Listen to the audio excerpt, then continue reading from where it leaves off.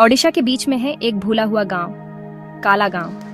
कभी जिंदगी से भरा, अब यह मौत के लिए जाना जाता है। पिछले 3 सालों में 17 लोग रहस्यमय तरीके से मर गए हैं। कुछ जले हुए मिले, कुछ गायब हो गए, कुछ बिना आंखों के मिले। गांव वाले काले जादू की फुसफुसाहट करते हैं, लेकिन ईमानदारी से किसी के पास कोई सबूत नहीं है। जब तक एक दिन एक छोटा लड़का कुछ रिकॉर्ड करता है जो खैर सब कुछ बदल देता है। लड़का चीकू छोड़े हुए कुएं नंबर 9 के पास खेल रहा होता है। जब वह दिन के समय परछाइयों को हिलते हुए देखता है, उसे मंत्र सुनाई देते हैं, अनजाने, डरावने। उत्सुक होकर वह अपने पिता के पुराने फोन पर उसे रिकॉर्ड करता है। उस रात उसकी माँ फुटेज देखती है। उसमें 4 लोग सफेद चौका पहने हुए हैं, जिनके चेहरे लाल रंग से रंगे हुए हैं और वे एक पेड़ के नीचे कुछ जला रहे हैं। मंत्र कहते हैं, रक्तम, शक्ति, बलि, स्वाहा। वह एक आवाज पहचानती है। यह उसकी पड़ोसी मीनाक्षी मेहरावत है, वही महिला जो एक मंदिर चलाती है, वही परिवार जिसके सदस्य सालों से बूढ़े नहीं हुए हैं। मेहरावत परिवार अमीर, सम्मानित, हमेशा प्राइवेट। किसी ने कभी उनके पीछे का आंगन नहीं देखा था। गांव वालों को लंबे समय से कुछ शक था, लेकिन कभी सवाल करने की हिम्मत नहीं हुई। उनके घर के पास अजीबोगरीब चीजें होती थीं। पौधे रातों रात मर जाते थे, कुत्ते उनकी दीवारों पर भौंकते थे, और जो कोई भी जासूसी करने की कोशिश करता था, अगले दिन बीमार पड़ जाता था।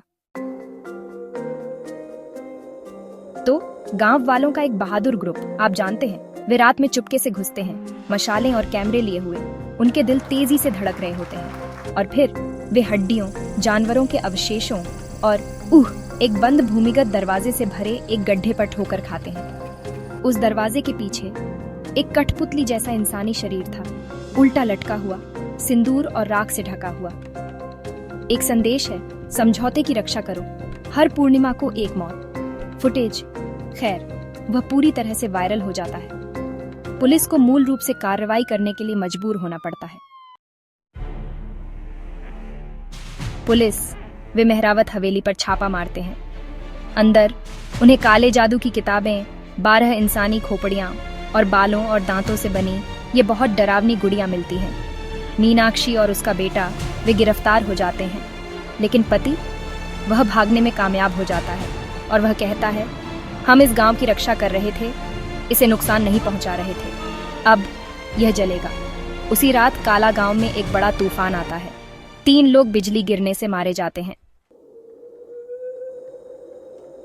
लगभग 1 महीने बाद गांव खैर वह फिर से मरने लगता है, लेकिन इस बार यह और भी तेजी से हो रहा है। चीकू का परिवार वे बस गायब हो जाते हैं। गांव वाले वे सोचने लगते हैं, क्या मेहरावत परिवार सच में बुरा था, या वे वास्तव में कुछ बहुत बहुत बुराई की रखवाली कर रहे थे। अब कोई काला गांव नहीं जाता है, और जो जाते हैं खैर वे बस वापस नहीं आते हैं, क्योंकि श्राप वह कभी सच में टूटा नहीं था, उसने बस हाथ बदल लिए।